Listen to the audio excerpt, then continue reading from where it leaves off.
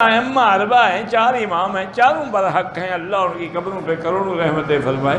لیکن جو اللہ نے ذکا اور فہم اور سمجھ امام ابو حنیفہ کو دی تھی وہ کسی کو نہیں ملی۔ اللہ کی شان ہے۔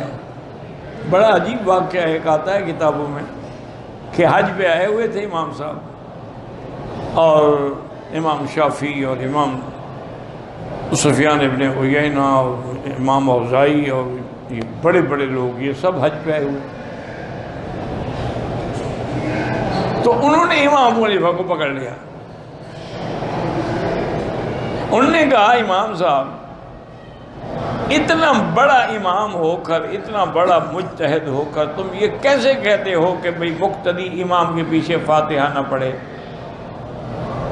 یہ حدیث ہے حضور پاک کی لا صلاۃ الا بفاتحۃ الکتاب، اور تم حدیث کی مخالفت کرتے ہو کہ بس امام کا پڑھنا کافی ہے۔ ہم آج تمہیں نہیں چھوڑیں گے، اس موضوع پہ ہمارے ساتھ مناظرہ کرو،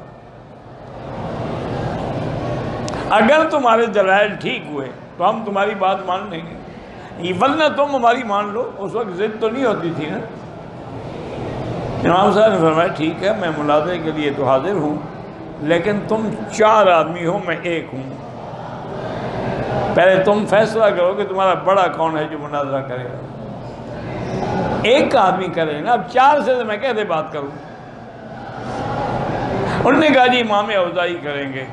انہوں نے کہا امام اوزاعی اگر ہار گئے تم سب ہار جاؤ گے۔ انہوں نے کہا جی بالکل۔ انہوں نے کہا اگر جیت گئے تم سب جیت جاؤ گے۔ انہوں نے بالکل۔ انہوں نے کہا مناظرہ تو ہوگی، آپ کس بات کا مناظرہ کریں؟ کیا مطلب؟ انہوں نے کہا اگر امام اوزاعی کی ہار سب کی ہار بن سکتی ہے، امام کی فاتحہ مقتدی کی فاتحہ نہیں بن سکتی؟ سب چپ کر کے بیٹھ گئے۔